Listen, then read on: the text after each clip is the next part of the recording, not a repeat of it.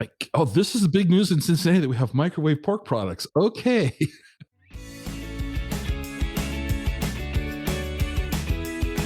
Welcome to the Exploring Washington State podcast. Here's your host, Scott Cowan.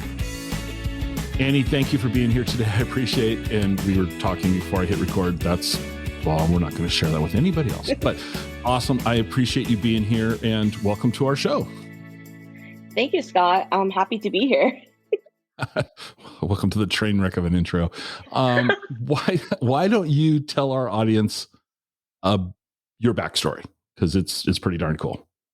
Hey guys, I'm Annie of Annie_eats_food. Don't forget the underscore between Annie Eats Food. I'm originally born and raised from Honolulu, Hawaii. I've moved up to Seattle, Washington about 6 years ago.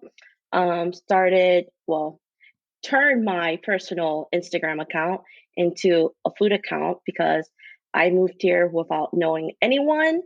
And at that point, it was just me. So I decided to, why not just eat around Seattle, and started to share all these fine places that I found. So mom and pops, fine dining, basically anywhere that I love to eat that either reminds me of home or new cuisines that I wanted to try.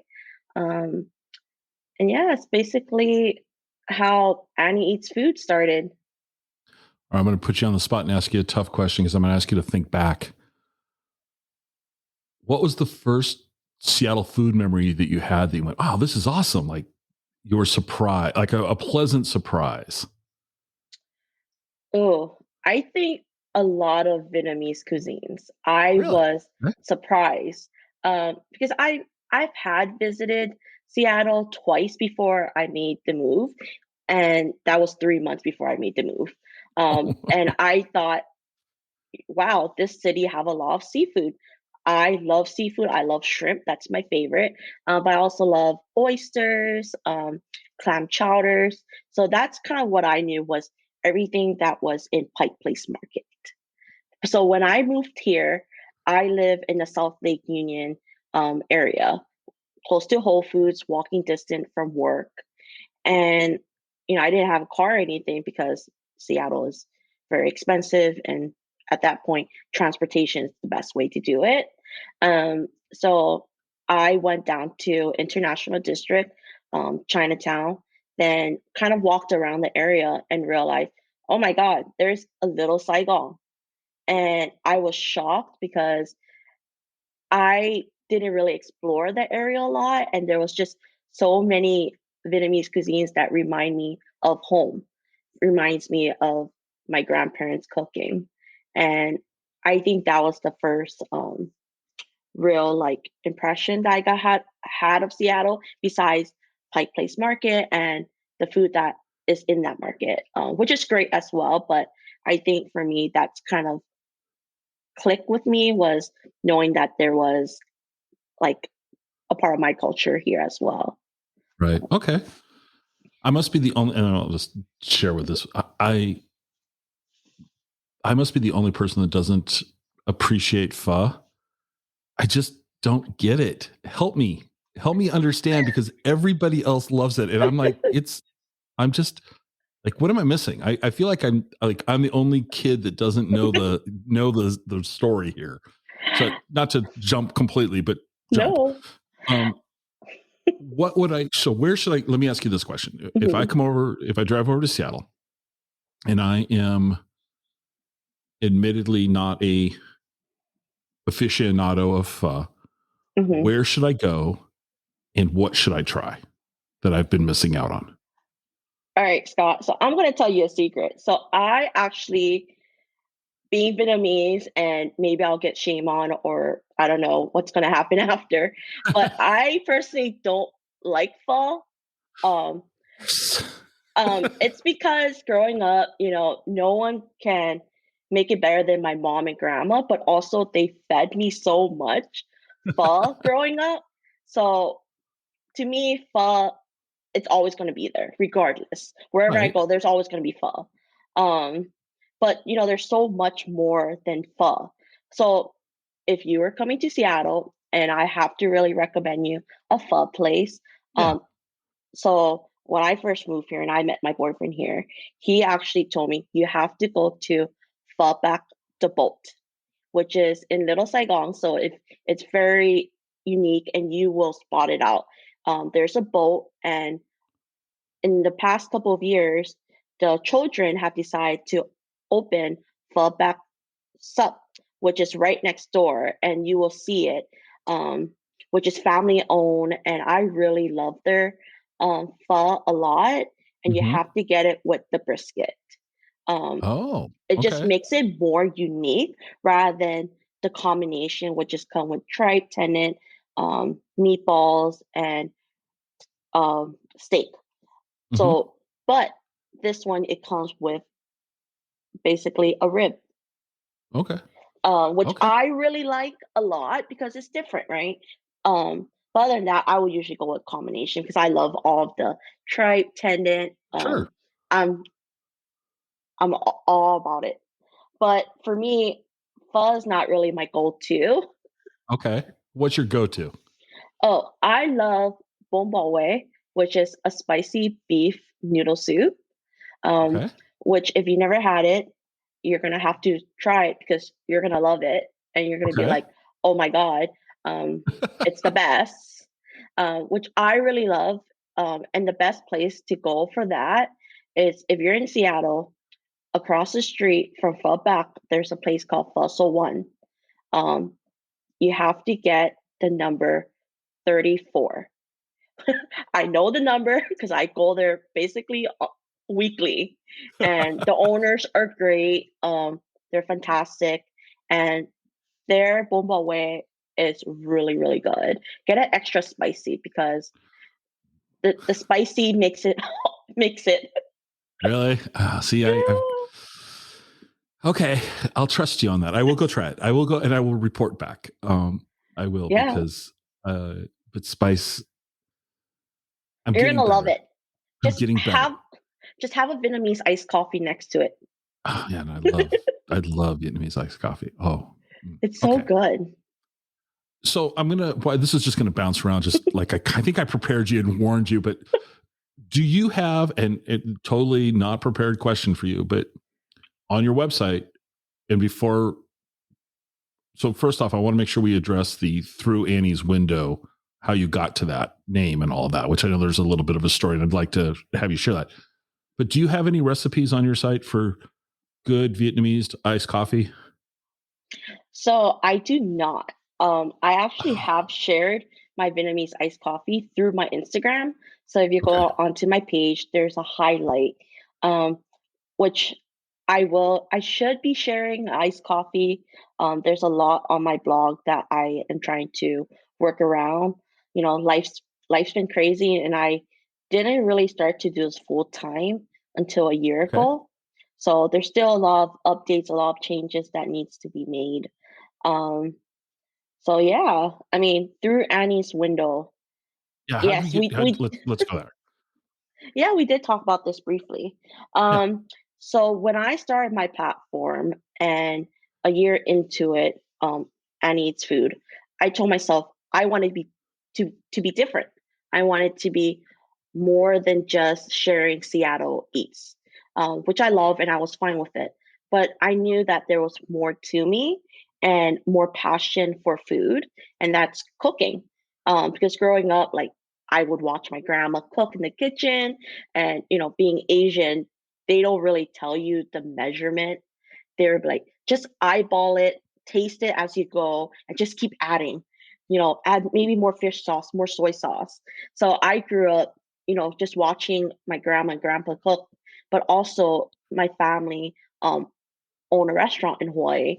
And I Okay. learned at a young age to go and work for my aunt and my cousin on how to basically cashier, make Vietnamese iced coffee, work behind the kitchen, and make pho. And, that's kind of how I fell in love with food and how I fell in love with cooking, just watching the people that I love cook.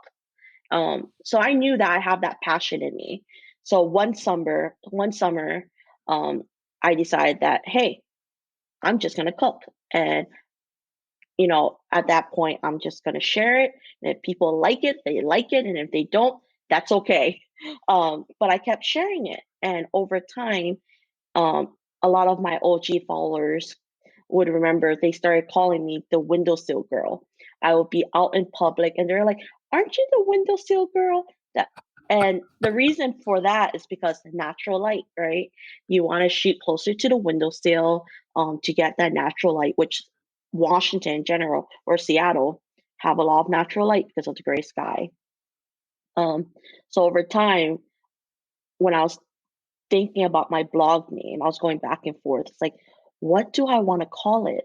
Like, I don't want to be Annie Eats Food because that's just maybe too basic. But I wanted something that people can maybe understand. And I talked a little bit about this on my blog.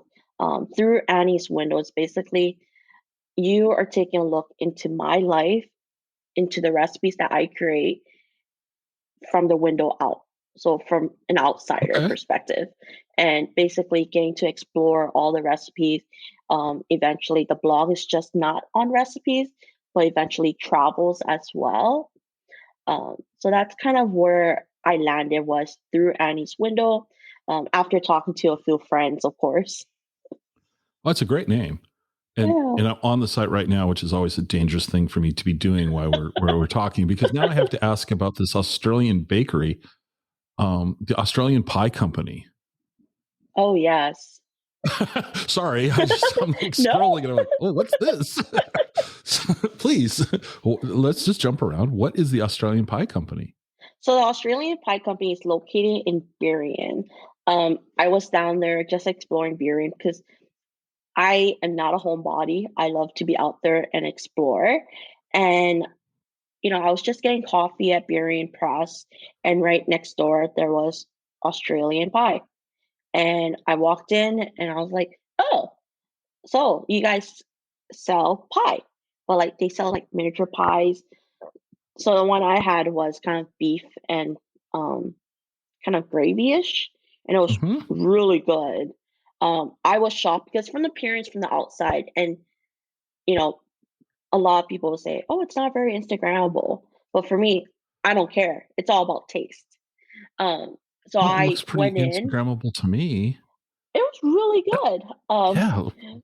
Like you know, for me, it's like I am all about trying new things, and this is something that I would definitely go back for. Price is reasonable, service is great, food is fabulous, and there's just so many options. Right. And then as I'm scrolling and I'm like, kind of makes me like want to go to the beering area. You got Boon Boona Coffee in here. That's a great place. Yes. That's a very cool place. But I gotta find it. Where'd it go? Gotta tell us. I put you on the spot. The Nashville fried chicken, the hot fried Oh, chicken. oh my God. I saw Brian. Um, Actually, you're talking about the Nashville Well, there's chicken a. down in. Are you looking at the Renton one? I don't know where I'm at. I'll describe the picture to you. It's somebody's hand holding a giant piece of fried chicken in a bun. I mean, it, if it's your hand is dwarfed. If it's a guy's hand, this thing is 6 feet long. I mean, this thing's huge.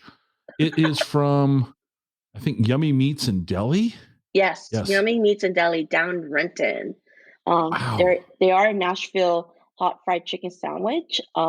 Those hands are actually my boyfriend's hand, so I would That's never huge. let him become the photographer. He's always my hand model. He's your hand Now you model. know Perfect. he's always my Okay. hand model. Your Um, hand model. That's a every huge IG piece of person. chicken. Yeah, no, their chicken are huge. They make it to order. It's crispy, it's spicy. There's different. You can always adjust the spice level, but it is it can be spicy. But Okay. it's huge. It's delicious. It's filling. Um, Oh yeah. I mean, yeah, wow. Okay. we Well, did not finish. Okay, so sorry, folks. You'll have to look at the photos on our Instagram. Or this is on our blog, and it's her Eat Seattle South Sound guide. Go look at that. There's some. Okay, squirrel. Back to you. Sorry. No, you're fine. So you created the Through the Annie's window. You've been you.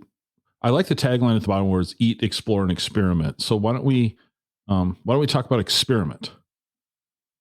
Okay. Tell our audience what that means to you. To me, experiment is giving it a try.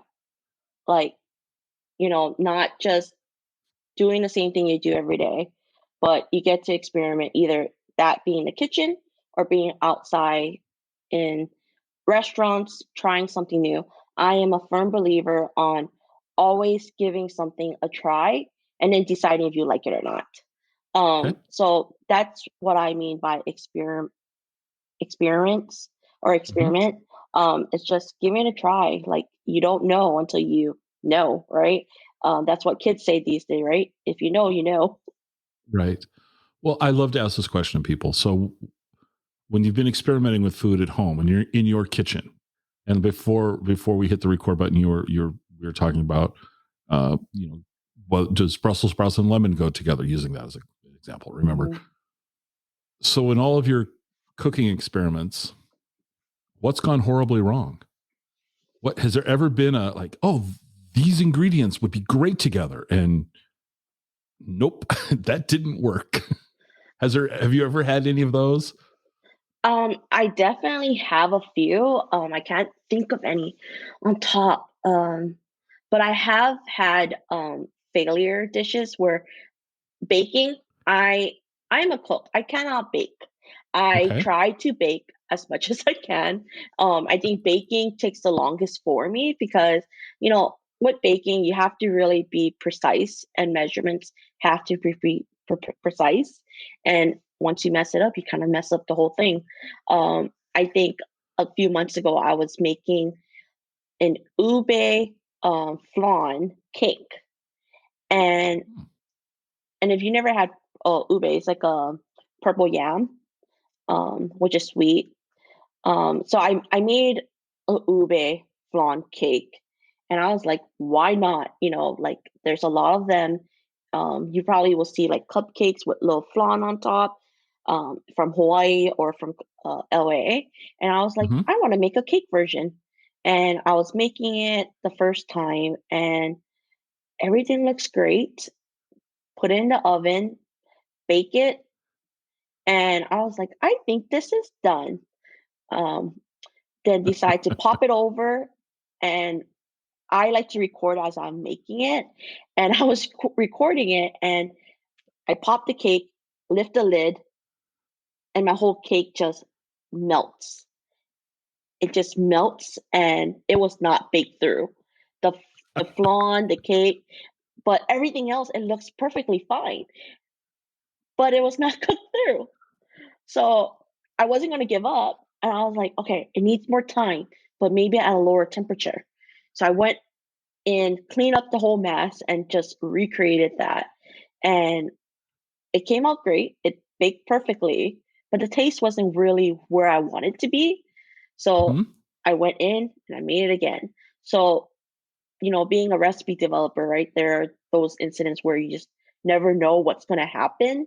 And Right. maybe you'll be lucky, you'll get it on the first try, and you're like, the flavor, I nailed it. Or maybe it's a little bit under seasoned. Let me try to see if I can adjust that and then write the final recipe. But being a recipe developer, there's definitely a lot of research and develop. What is trending? What is the fruit and the vegetable of the season? Like, could I make something? And also, what is the upcoming holidays?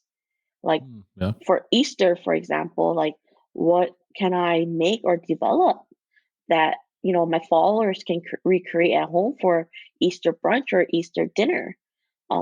Something new. And, there's always ways that I try to find kind of inspirations. And for me, that's where eating out, I get the inspiration. like, oh, this is a neat idea. What if I combine this dish with this dish? Like, wouldn't it be interesting? So, being a recipe developer, you just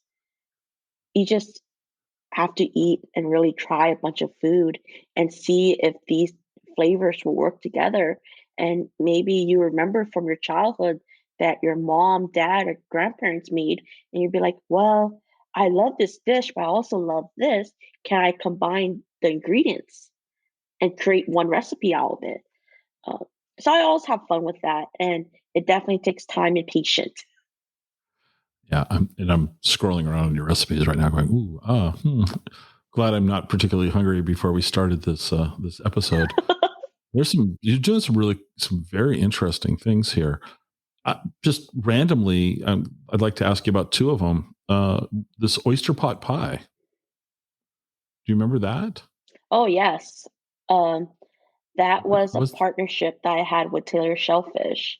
okay. They sent me oysters, and I was like, well, I can either go the route where I grilled the oysters and do like a scallion oil, which in Vietnamese culture, that's kind of what you do. Is kind of you grill the oyster, you let it lift a little bit, then you put scallion oil with shallots.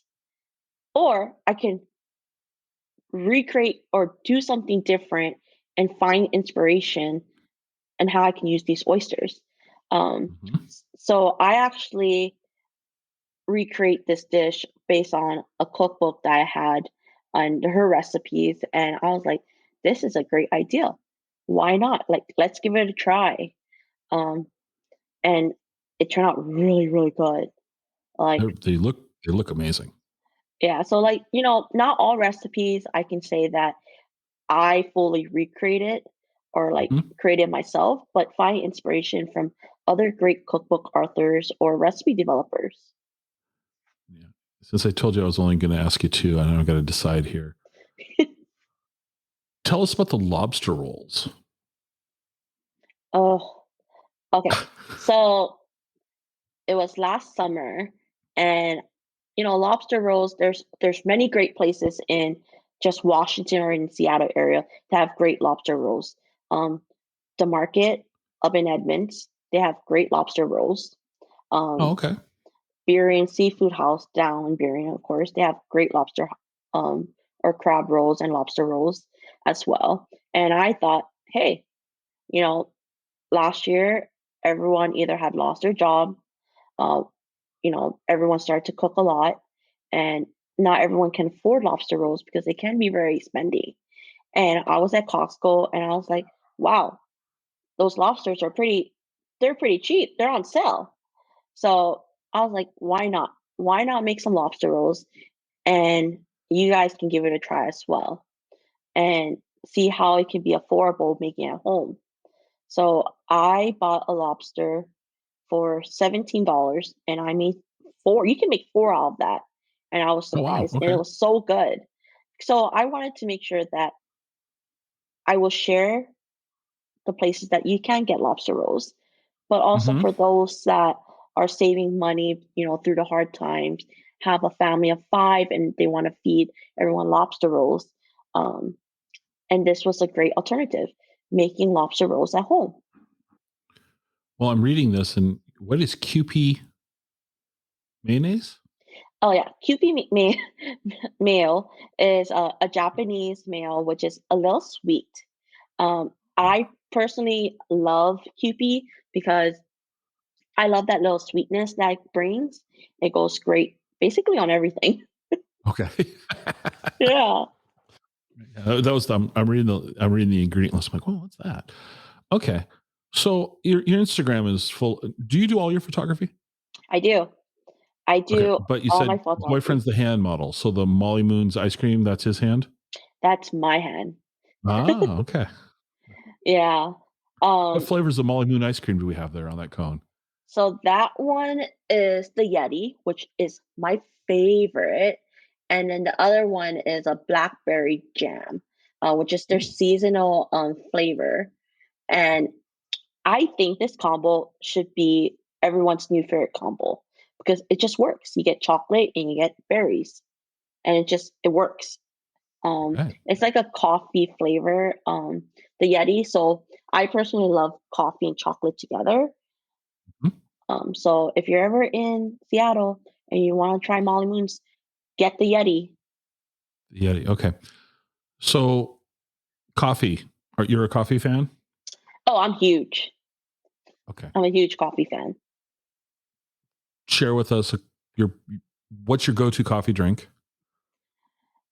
It's gonna have to be Vietnamese iced coffee.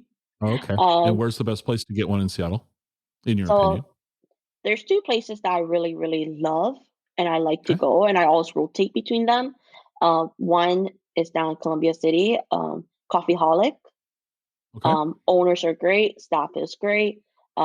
You will always get a great drink out of them. I like their Coffeeholic Dream, which is really, really good. A little bit sweet, but it's great. Why not? The extra sugar boost, right? Um, and I love Hello M, which is located in Little Saigon. They're from the same owners of Phubac, which is the boat as well that I mentioned Okay. earlier. They open Hello M, basically sharing the culture of Vietnamese coffee, how the beans got started, how they got started, um, and their Vietnamese coffee is really, really good. I really So love it a lot. what in your opinion, what makes their coffees so good? What is it that they're doing? You mentioned the Vietnamese beans. Let's go a little deeper on that. What's kind Mhm. of the backstory there? I think for them, it's like they share the story on how the beans are being roasted, where they're getting it from, and kind of like the stories behind it. For Mhm. me, when I am drinking Vietnamese coffee, I love my coffee strong. Um, and just, Vietnamese coffee is you're using a phin and you put ground coffee in it and you're boiling hot water. You put basically pour it into the phin and you let it kind of drip, Mhm. all the espresso, all the coffee dripping down into like a bed of condensed milk. Um, Yep. and you kind of mix it together and you get Vietnamese coffee. You can have it hot, you can have it ice. Um, and that's kind of like the whole reason why I love Vietnamese coffee is just there's so much history and there's always um, like a story behind it, right? Like how you can make this coffee, why is this coffee so good? The process of it, it's interesting, not just from a espresso machine, right?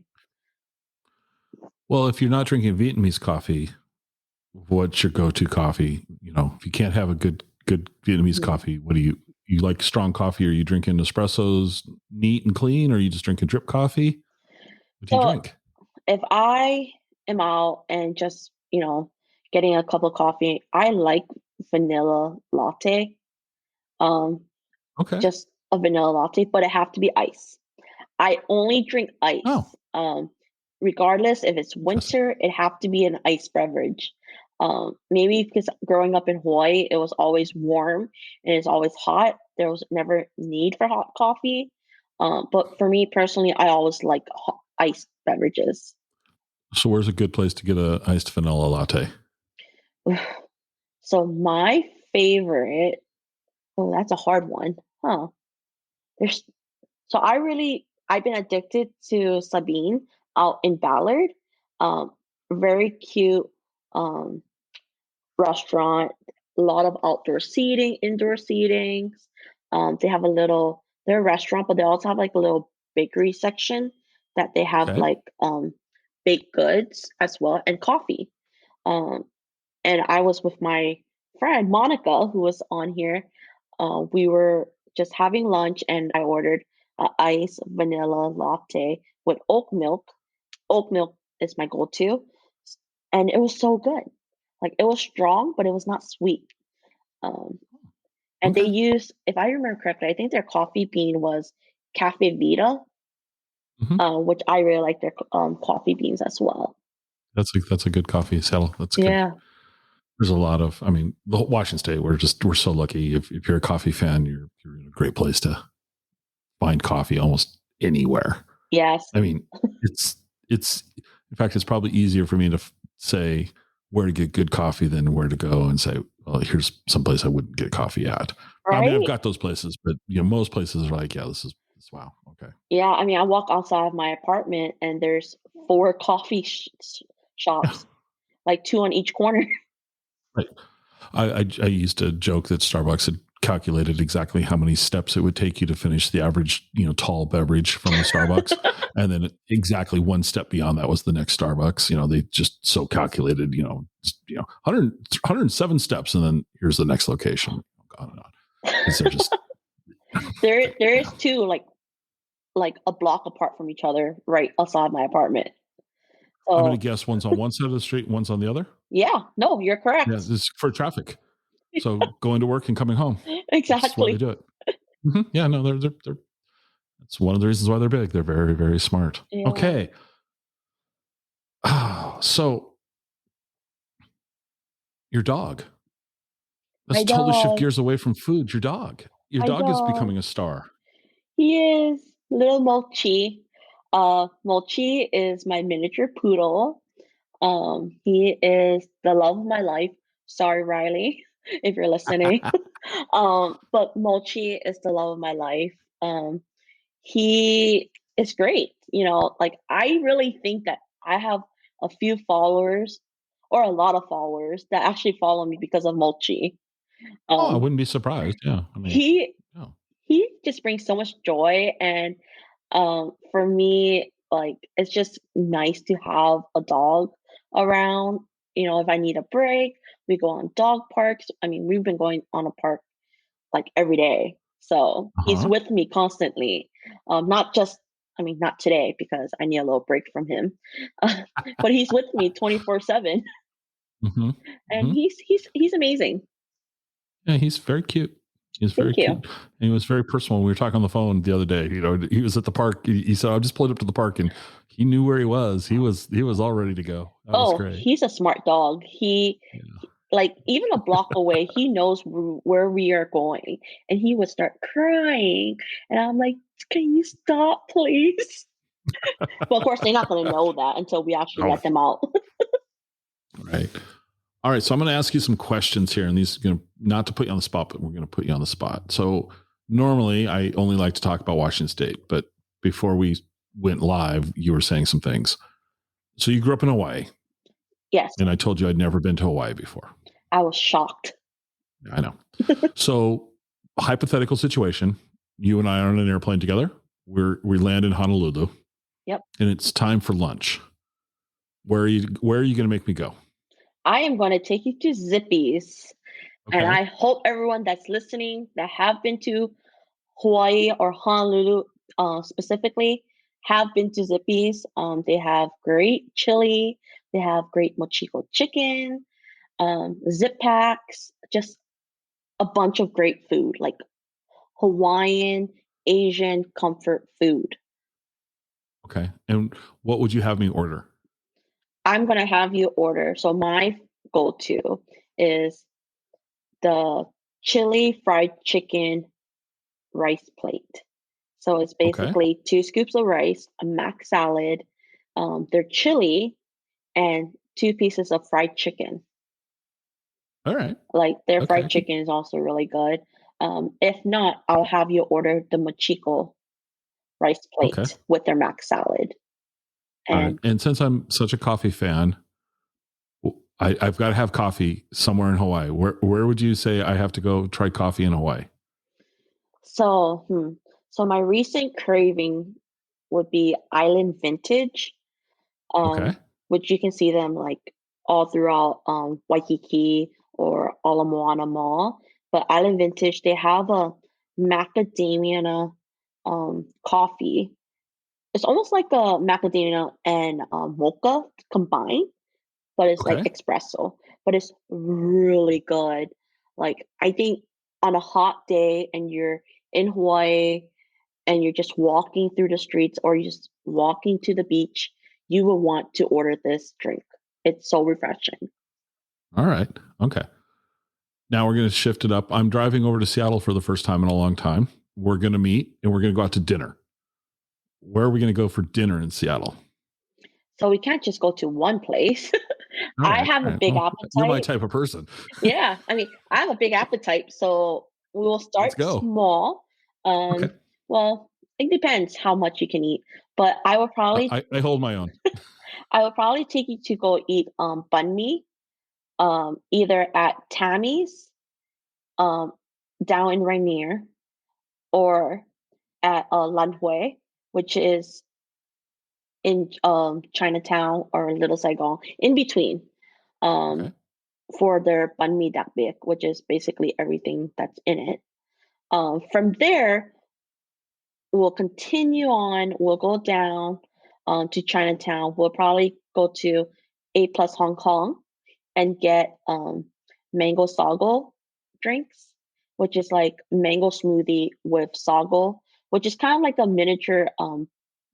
I wouldn't say it's like tapioca ball, the black balls, but it's kind of like a, I don't know why I'm blanking out, but it's like glutinous rice. Okay. But it's really good. We'll get that, and we'll also get like rice cake rolls from them with the XO sauce, which is uh rice flour cake, and it's just rolled up, and they kind of put like chili, little small shrimps in it, and it just stir fry together. It's really, really good. From there, we'll probably go to Mike's Noodle House, get some wonton noodle and brisket soup because it's so good. That Um, sounds amazing. I haven't eaten lunch yet, and this is making me hungry. Yeah, that sounds amazing. They've all sound good, but that was like, ooh. Yeah. And then from Okay. there, we'll probably stop by Dim Sum King and get some dim sum by the pieces because at this point, we'll probably want to take it easy before we hit our next big meal. Um, Yeah, I see the problem. Dim sum that could end it for me because I wouldn't have portion control. I love dim sum, so that would. I get what you're saying, but I might goof us up there. But all right, where else are we gonna go? but you're lucky because I can eat, so we can keep going. Okay, there we go. You have to wear the sweatpants. That's the secret. You have to wear That's the sweatpants. secret. Okay, that's the secret. Love it. So from there, since you said you haven't had bom bò way, we'll probably stop by Fossil One for bom bò way and Vietnamese iced coffee because we're gonna need it. um, and then from there, we'll shift up. We'll stop by either still in Chinatown. It's called First Hill in that area. We'll Hmm. stop by Seattle Fish Guys. We'll get some poke. I'm not sure how much you love poke, but I love I poke. do. So I we're gonna do. be getting poke from them, or Okay. we'll go all the way up to Edmonds and we'll get Ono Poke, which is also another favorite poke place of mine. So you have two Okay. options of poke place. Um, Well, the but if good news is where the drive between downtown and Edmonds is going to take us a while, and so our food will digest. right, so I think that might be the plan. Yeah, that might be. Yeah, And then just for that reason. right, and then from there, we'll since we're in Edmonds, we might as well stop by the market and get some lobster rolls and fish and chips Okay. because their fish and chips is also a must. Really? Okay. Yes. All right. Um, and then if you're craving desserts, we can either get ice creams at Molly Moon's or Frankie and Joe's, which is a plant-based ice cream place. Which when people think plant-based, they're like, "Oh, I don't know." Trust me, you will want to eat some or have some Elaborate on that Frankie and for me. Joe's. I have not heard of this, so elaborate. So Frankie and Joe's are female owned. They started their first location was up in Capitol Hill. It's a Okay. plant-based ice cream shop. Well, of course, plant-based. Hmm. But their flavors are very unique. Um, you know, probably flavors that you probably wouldn't think to combine. Um, what made me really draw to them was their flavor, the black charcoal. It's kind of like a sea salt black charcoal, if I remember correctly. Um, That's not. I'm on their website right now, and they don't have that, but they have a salty caramel ash. that's the one. Like that is what drew me to them. And then over Okay. time, they just came out with several different flavors that I just love. Their current seasonal flavor, the rhubarb yuzu, which I just picked up a pint yesterday, and that's my favorite. Like, Okay. it's so good. Uh, Rhubarb and yuzu, right? Um, but this is interesting. yeah, because Okay. I am partially lactose intolerant, I try to not have too much dairies, but then I'm like, whatever, I need dairy. But Frankie and Sometimes, yeah. Joe's Sometimes it's is probably one of my go-to pretty frequently. and where are they at? So Frankie and Joe's is located in Capitol Hill. They have a location in Ballard and now University Village. Oh, good for them. Yeah, and they also have it in stores as well. So like PCC Market. So Yeah, no, this okay. Well, I guess I have to come to Seattle and we have to go eat. That sounds like an amazing I I'd think have to sleep for a week. I think we'll But have to keep to that schedule. I that'd be a lot of fun. We could record another episode as we're going from place to place. No, it's fun. Like for me, like I think that's the one thing I love is just being able to do that with my friends and just Mhm. friends that can eat. Right, um, right. and I have a lot of them that could eat and hold up pretty well. I was just with Monica and my other friend Jesse this weekend, and we had brunch, and then we went to the market, and then we went to Ono Poke. Um, but if we had more time, we probably would have went to more stops. Right, Um, right. Are you a fan of pizza at all? I am. I would like to say I'm more of a burger girl than a Okay. pizza. Okay. But I So can do pizza. where's a good burger place? Dangerous, but I live really close to Eden Hill Provision. Mhm. Their burgers, the Big Macs, is so good. Chef Max is so great. He's a genius, but his burger is one of my favorite in the Seattle area. It's just so juicy. It's kind of like it's his twist on the Big Mac, right? Okay. It's just so delicious. You have to get that, and you have to get their milkshake, um, which is a huckleberry cheesecake. So good. It's so good. Okay. Um, but their burger is a must if you're ever in the Seattle area too. How about another burger place? There's got to be more than one.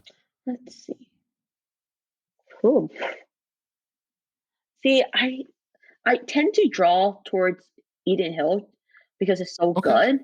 Um, All right. That's fine. And I that's can't think completely of another fine. burger place on top of my mind, which is weird.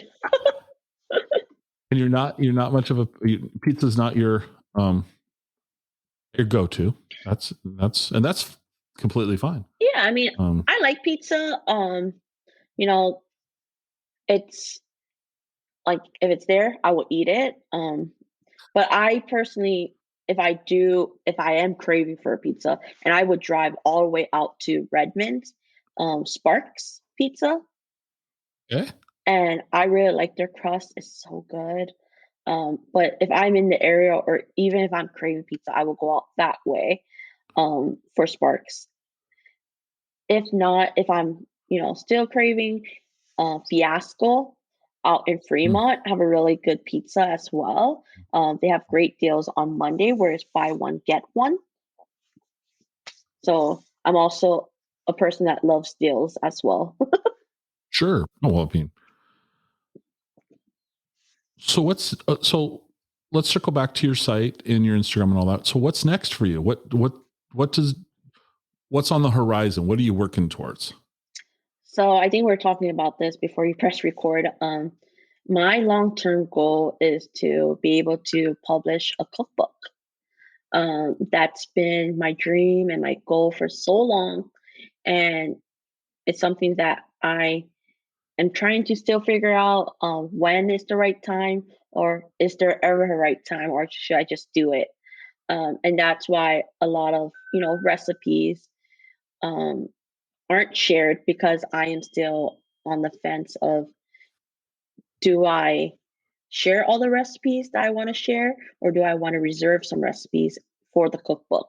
So I think that's where my long-term goal is create a cookbook and have it out there for everyone to enjoy, sharing my culture, from the island to the mainland and how my taste and my perception of food have changed over time, because there's Mhm. so much more. And I was very fortunate and very lucky to be born and raised in such a diverse culture, especially in Hawaii. We have so much diversity there. And when moved to the mainland, I was very lucky to also live in Seattle or Washington, where it's also very diverse cuisines as well. But of course, more cuisines that I would not have knew about if I was still living in Hawaii. Um, Well, I get a kick out. Well, first off, number one, you just have to do it. It'll never be the right time. You'll always find an excuse. So you just have to do it. Just, you just need to execute. You will never, life will never line up perfectly for you to do that. You just need to make it happen, and you should. no, and I Um, s- 100% agree with you on that. It's just who's going to be that person that will publish a cookbook? right, right. But on your bio on your website, I just got to ask because you're very specific, and I'm going to read. When I arrived in Seattle, I didn't know anyone, but I had my two suitcases, a job lined up, and a 316 square foot studio apartment. How on earth did you know it was 316 square feet? um, so when I got a call that I was offered my job at the time, I didn't even bother flying up here and looking for apartments. Oh, I was wow. like, this looks very, this was in Salt Lake Union. It's like, this looks like a very safe area. Um, it's not that far from my work. I can walk to work less than 15 minutes. And why not? So, and at the time, I didn't really think how big it was, but it was just me. So I didn't really care. I just care about the location, think it's decent. Hopefully, it was decent, and it's close to work, and I don't have a car or anything like that. So, you know, when I first got there, my leasing manager forgot that I was coming. So Oh, no. I was outside the door, and I was like, "Okay, is he coming?" And he took me upstairs later on after waiting for like 2 hours. Um, then I realized, wow, this is a very small space. Yes, Um, it is. it is very small, but it had an in-unit washer and dryer, so I wasn't going to complain. So, and it was very convenient. It was close to a Whole Foods. It was close to basically a lot of things. I mean, at this time, um, Shake Shack hadn't opened. A lot of the Amazon buildings weren't open. This was 6 years ago. Um, Right. I didn't realize at the time that I was living in the middle of Amazon. You know, um, I didn't know that until I was going in and out of my apartment complex, and everyone was asking me, "Oh, do you work for Amazon? What department?" And I was like, "I do not work for Amazon." And everyone was surprised because everyone in my apartment building probably worked for Amazon. Um, Right. so from that point, I kind of knew, all right, I'm in a good area. The apartment is small, but it's convenient. It's good enough for me. How did I cook in that kitchen? I got no idea. I was going to say, because 316 square feet's a pretty good sized hotel room, Yeah. depending on where you're staying. So that's not a lot of square footage. No. And and I made it work. I made my cooking work in that kitchen. So really, Okay. it's possible.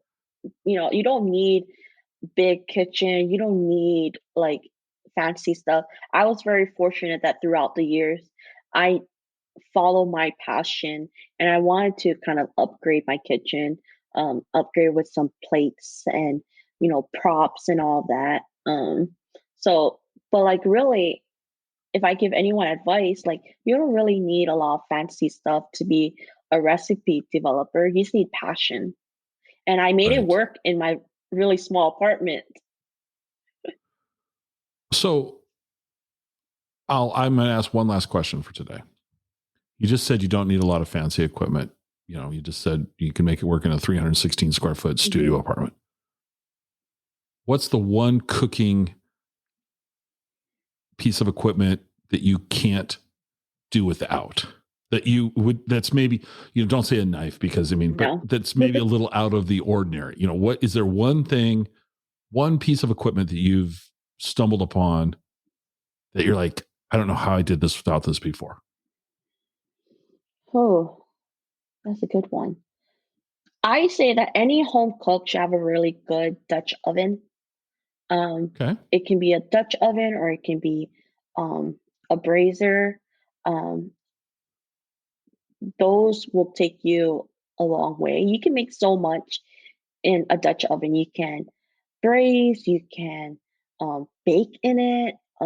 There's just it's so convenient and it's so easy to use and um, it just goes a long way. So really having a really good Dutch oven is it'll be amazing. Um, That's your answer.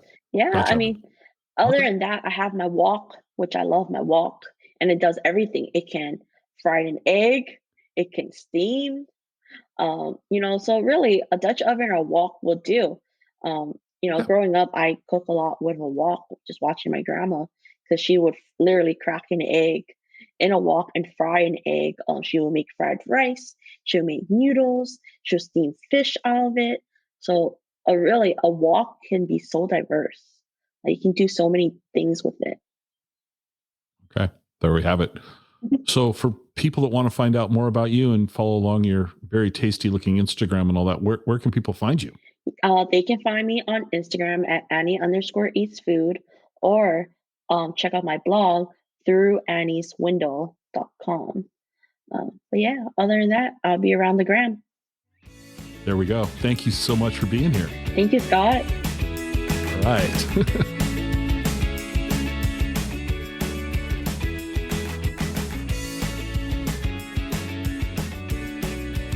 Join us next time for another episode of the Exploring Washington State podcast.